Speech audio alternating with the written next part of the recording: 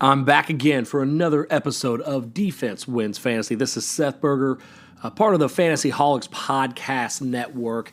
And if you're just joining me, we talk a lot about IDP, who to stash, who to keep. Right now we're going through a lot of breakouts, busts, and players to watch, to keep an eye on. Every division we're going through. Tonight we're going to talk about the NFC North. But before I get to that, I'm going to allude a little bit to the Fantasy Holics Superflex Dynasty draft that we just completed this last week. Now, the Fat Boys Dynasty podcast went through that draft entirety this week on the episode. So go back and check that out, especially if you have a Dynasty rookie draft or a Dynasty startup draft especially. It was a Superflex league as well coming up, because it'll give you a better idea of some of the experts' understanding, philosophies on their picks, and kind of going through round by round, who's a value, who's a stretch. It's a really great listen, especially, like I said, if you just love fantasy. And we're all just kind of, this offseason, we're clinging to anything that is fantasy related. So it's absolutely an enjoyable listen, especially the fact that they credited me with such a phenomenal draft. I mean, who could blame them? It's just what I do, But I'm not just a pretty face with offensive mindsets. I talk about the defense, where the heart of the team is. And that's what we're going to get into tonight. Once again, it's the NFC North is on the docket. And we're going to start out with the Packers. Now, we're going to go through a bust, a breakout, and a player to watch. Once again, that player to watch might be somebody that I think is poised to really make an impact this year, or it could be somebody that I'm a little bit skeptical on, and I'm not so sure that it's a person that you want to be taking up a roster spot on your team.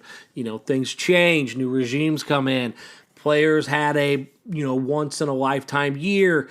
We need to understand what is, something that's capable of reoccurring and what is, well, that's just the best thing he's ever done, and maybe move him while you can. So we're going to start out with the bus for the Packers. And my bust player is Quay Walker, linebacker drafted in the first round by the Packers. I know, but draft capital. And he was on that Georgia defense. Listen, don't be fooled by the draft capital. He's a solid player, but he's not in the best situation as far as some of these linebackers in the rookie draft have gone to. He's going to start behind Chris Barnes, who had a pretty good year last year. But if Quay overtakes Barnes, it's about a 60 to 80 tackle role, which isn't somebody that you're going to be extremely happy with starting every week. It's not going to have enough volume. Now, I'm not saying he won't have value, but be cautious drafting him early in rookie drafts and expecting a year one impact, because he's raw. He's a lot more raw than the other rookies that were taken around him in the draft. Devin Lloyd is an absolute pro-ready player. Even Nakobe Dean, who was taken in the third round by the Eagles, is much more pro-ready and understands, coverage and defenses and just has a lot more ability. I think Quay Walker will be a good player, so don't hear what I'm not saying. I'm just saying that if you're drafting him as the day one starter in the rookie draft, be cautious about that, because right now he's not even a starter on his team. So just pump the brakes. Realize that he's probably going to get there, or let the first 6 or 7 games of the season go by where he's getting a 30%, 40% snap count rate, and then offer a trade to the guy that drafted him in the first or second round of your guys' rookie draft. That way you can have your cake and eat it too. Going into the breakout player is Rashawn Gary, linebacker / DN / edge rusher. It has just came off his third year, and he had 9.5 sacks. The big thing that I like is that he's increased every year he's been in the league, from 2 sacks to 5 sacks to 9.5 in the first 3 years. He had 20 hurries on the quarterback, so that's just opportunities for sacks there that he didn't get there quite fast enough. But the opportunity, he's getting to the quarterback. He's beating offensive linemen in this league. He's capable of doing it. You'll love to see it. In every trackable metric, he has increased in the first 3 years. Snap percentage went up from 44% to 63% in 2021. So what that tells me is that there's still room to grow and more opportunities that he can grab onto in 2022. They kind of revamped their edge rushers this offseason, so he's going to get more playing time. He's a guy that is probably worth hardly anything at this point in time in any league, but you can grab him and you can ride the wave of possibly the next multiple years of 10-plus sacks guys. And he plays on a good team that's going to be having the lead. You know, Aaron Rodgers is still there, so there's the opportunity for not just being on the field, but being on the field when they are passing is high for this team. So Rashawn Gary, linebacker, once again, 9.5 sacks last year with 20 hurries. Turn a few more of those hurries into sacks, and he'd be already picked up on everybody's team. My player to watch is Eric Stokes, cornerback. Now, he's a second-year player coming into this year, and he'll start across from Jari Alexander. He had 55 tackles last year, 1 interception, 14 passes defended. I expect him to improve on interception numbers in year 2. Only 1 interception is pretty low considering the volume that he was seeing. And Alexander is a shutdown corner, which means that there's going to be more passes coming Stokes' way. Alexander was a little banged up last year, so other defenses, or offenses rather, were able to spread the ball around a little bit more. But when Alexander's on the field, they basically just don't pass to his side. So that gives Stokes more opportunities than most second corners would have. Stokes had games as high as 31 points and as low as 4, once again in our scoring metric that I've talked about a few podcasts back. I expect to see some of that leveling out. Corners are hard to predict, and that's why it's very, very difficult to really even call them booms or busts, just because they're very hard to predict on how it's going to go, because it's all up to what the quarterback decides to do. But he's worth a pickup in my mind in your league as a cornerback spot. If it has a designation, not just defensive back, but if it has a cornerback designation.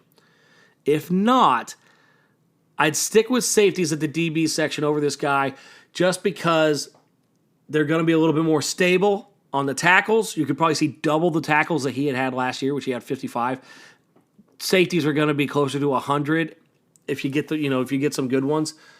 But that being said, Eric Stokes does have the capability and the pedigree to get 4 to 6 picks this season. My Bears bust probably shouldn't come as a surprise because it's Robert Quinn. It's not a difficult one to see, as it comes a year after Quinn had one of his best years as a pro, 18.5 sacks, and going into 2022, Khalil Mack left town via trade. So he doesn't have somebody that's getting double teamed across the line from him. Also, he's 32 years old. Another big key, in 11 seasons, he's only played 4 full seasons. Oh, and in 2020, on the Bears, Robert Quinn had 2 sacks. He went from 2 sacks to 18.5. There's a lack of talent around him. There's no secret that there's a lack of talent on the Bears. And this team will be playing from behind. Fair point, they played from behind a lot last year. And he still had 18.5 sacks. But he doesn't have Khalil Mack across from him. He's been volatile in his entire career. He's been injury-prone in his entire career. And he's 32 years old. Tells me that they're going to start moving him into just a pass rush specialist role as well. I just don't see him having anywhere near the volume or the capacity to what he did last year coming into this year.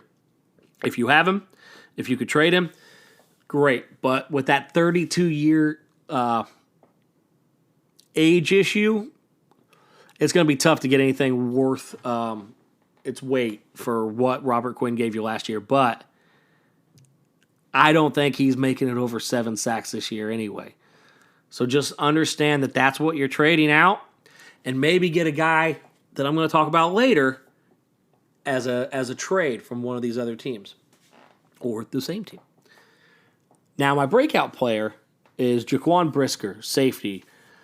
Came out of Penn State. He's a rookie. He fell into a great spot with the Bears. I love this landing spot for this guy. He's already slotted into the starter next to Eddie Jackson. He's a tackling machine. He goes to a team that historically gives us fantasy-relevant safety play. And I'm not just talking about the previous regime. I'm talking about basically the last 10 years. There's been good safety play out of Chicago. And on top of that, the new head coach who was the defensive coordinator of the Colts had stellar fantasy safety play out of no-name guys last year in Indy. So the scheme is friendly towards the safety as well. Like I said, he's one of my favorite safety landing spots, and he's going to make an immediate impact for this team. The other bonus is because of some of the other safeties that we've had in this draft, Kyle Hamilton, Lewis Seen, he's going to be cheaper than a lot of these other safeties, but I think year one he could compete with the best safety, rookie class safety this year. I think that he is going to have the opportunity just like anybody else, and he's going to make the most of it, especially on the tackling side. So if you haven't had your rookie draft yet, take a look at him, watch some tape, understand that this guy loves football, and he's ready to come make an impact for that Bears defense. Final player on the Bears list is the player to watch. And that's Al-Quadon Muhammad. He's a defensive end, and he is going to have his first year in Chicago. Well, why would you have him as a player to watch? I've never really even heard of this guy, Seth. He's a defensive end coming from the Indianapolis Colts. So he's a guy that the new head coach is very familiar with, likes, gave him a solid contract, knows the system. He'll earn playing time immediately because he knows the plays, knows the systems. He had 6 sacks last year, and he doubled his tackles from the year before, and he tripled his sacks from the year before. He's on the up and up. It's a guy that I think could be extremely valuable, especially with a decline from Robert Quinn. I think that Muhammad could be on a rising star on this defense. He's young, he's capable, and he's going to benefit from knowing the system. Why he's on my players to watch? A lot of the same reasons I talked with Robert Quinn. Lack of talent around him. Team will be playing from behind. There's a concern of how good this offense is going to be. One benefit is that he'll get probably more tackles if they're running the ball, but the more concerning thing is you want sacks on your defensive ends, and that might not come at the clip that we're expecting or hoping for, rather, because of the just the flow of the game. But this guy is a player that I could see coming out of the woodwork and being a guy that people are asking about 2 weeks into the season. Who is this guy? Where did he come from? Why is he killing the quarterback? Once again, he could also just be, I had a great year last year and got a little bit of a bag and is going to be an okay pro, but not a great fantasy player. That's why we're going to keep a watch on him. But this is a guy that I would grab and put on my roster and see how it goes, more so than like leaving him on the waiver wire for somebody else to get the opportunity to grab him. Because I think it's more often, probably higher percentage that he's going to play well than he won't. Moving on to the Lions. My bust player is linebacker Alex Anzalone. And yeah, he had like a breakout year last year. He had a whole lot of fantasy points, a whole lot of tackles. He also had a whole lot of missed tackles. 16.1% missed tackle rate. Well, Seth, what does that really mean? That means that every 6 times he tried to tackle somebody, he missed or failed to tackle them. 1 out of 6. That's barely better than, the one doctor telling me to not use toothpaste. Not good.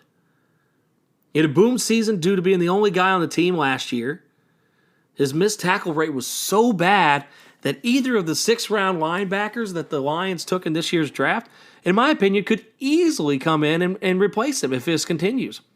Oh, and they brought back Jared Davis, who was not very good as the Lions, but they said, you know what? Watching our linebacker play last year, you might be all right, man. So they brought him back after one season with the Jets. Alex is not going to be a guy that's going to get the leash he got last year. And if he continues to miss 1 out of every 6 tackles, they're going to pull him. So I don't care what kind of opportunity you have to be on the field to get that opportunity. And I don't think that we're going to be talking about him as a starting middle linebacker by the end of this season. I don't even know if we'll be talking about him as a starting middle linebacker by the start of preseason.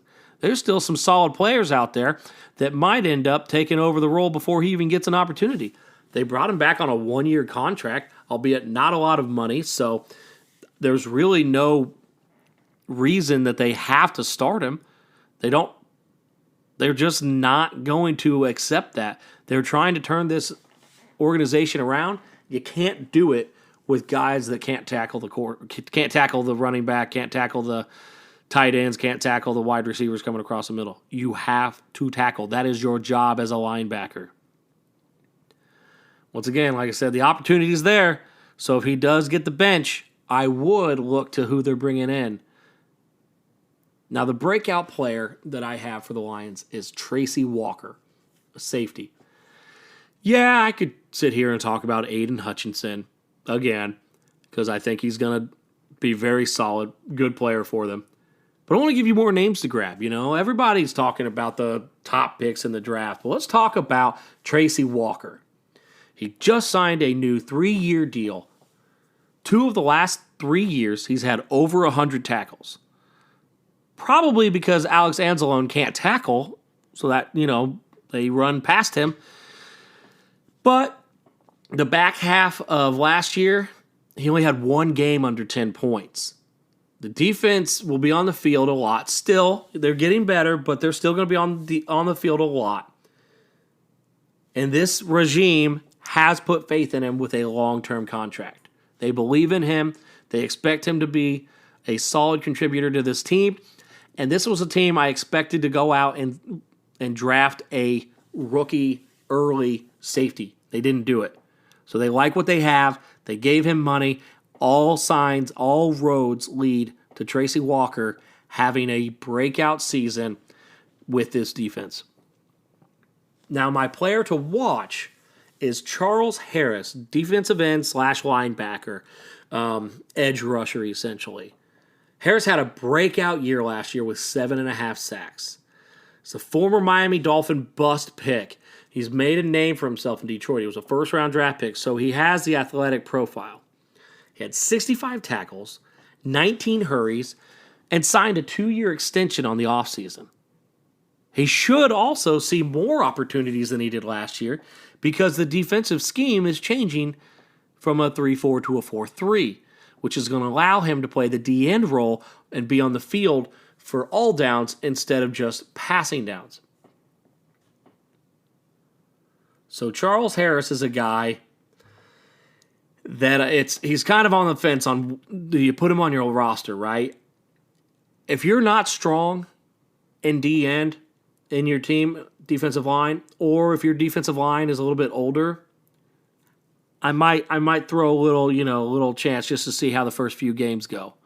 But I also think that he's a guy that after the first few games, he'll probably still be out on the waiver wire, possibly.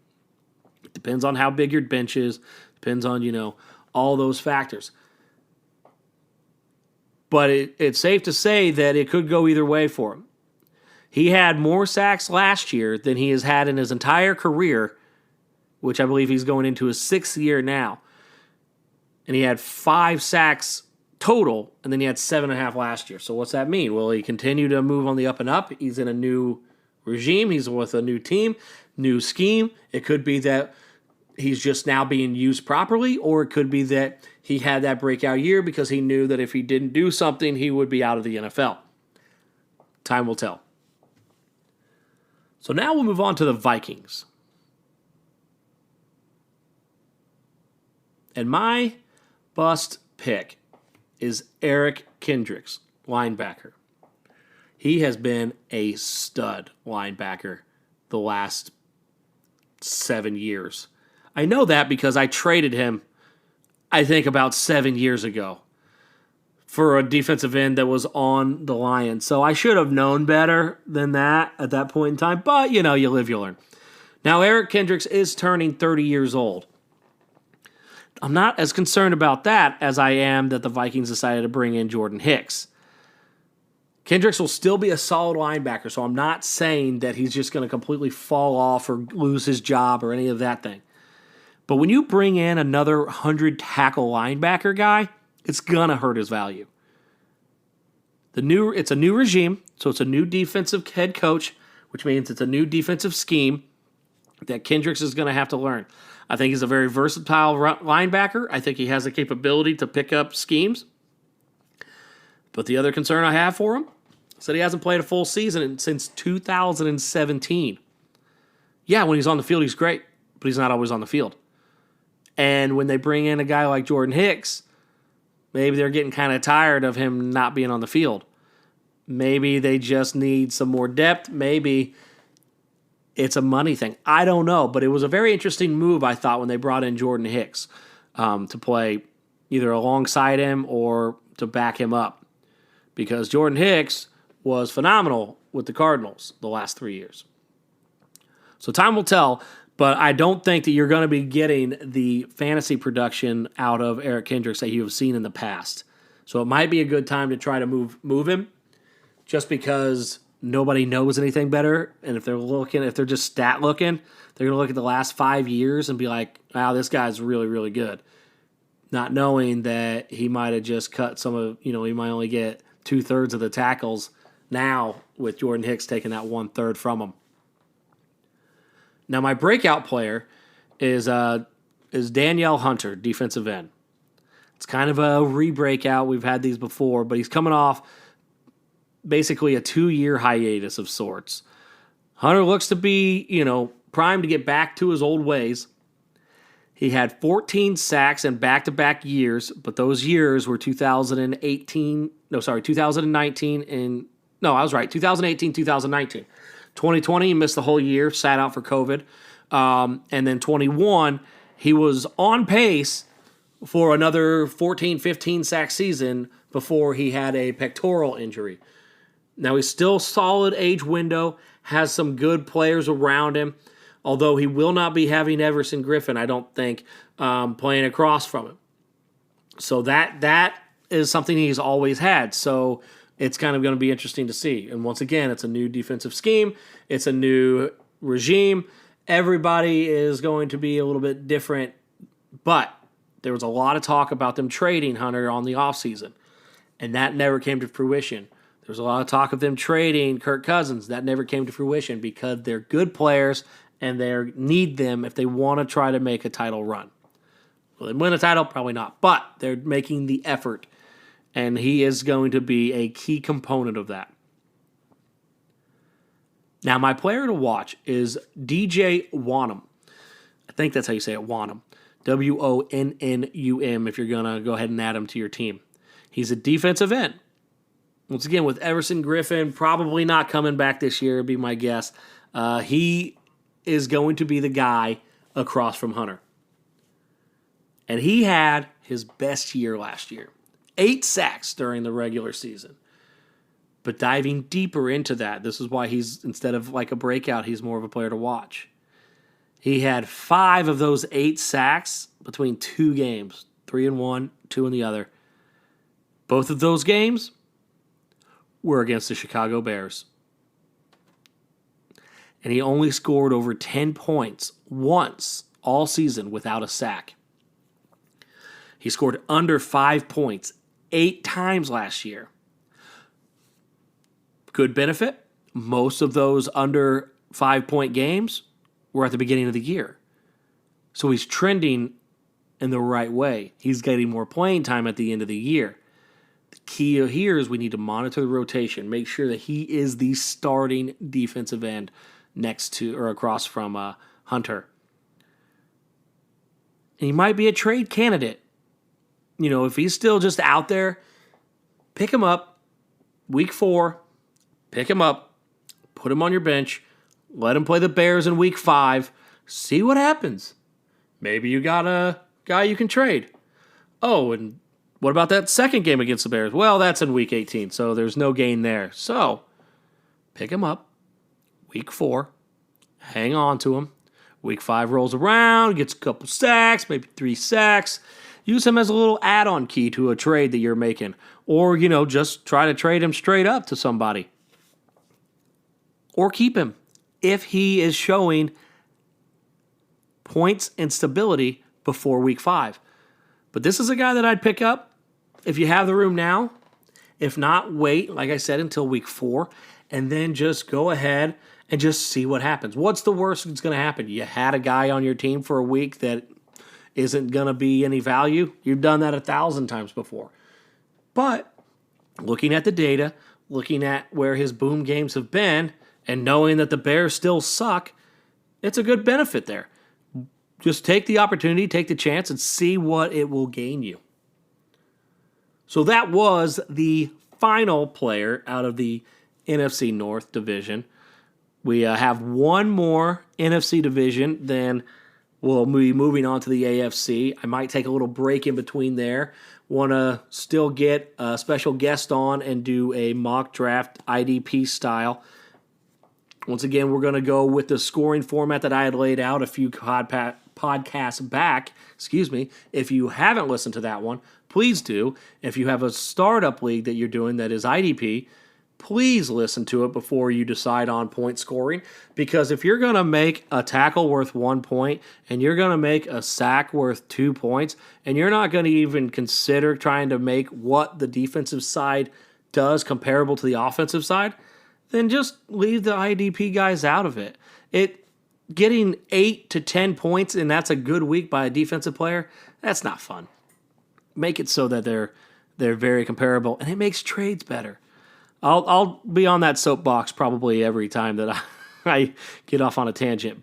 But that being said, I want to do a mock draft to show not just you guys, but anybody that's interested in IDP how a draft can go where you don't just start picking IDP players in like the 14th round of a startup dynasty. So with that being said, I will see you guys next Thursday where we will be doing the NFC East. I'm going to go ahead and go out on a limb, and I'm going to say that Micah Parsons is not going to be my breakout player. I think he's already broken out. I think people are aware of that dude. But we'll go through, once again, busts, breakouts, and players to watch. We'll see you guys next Thursday.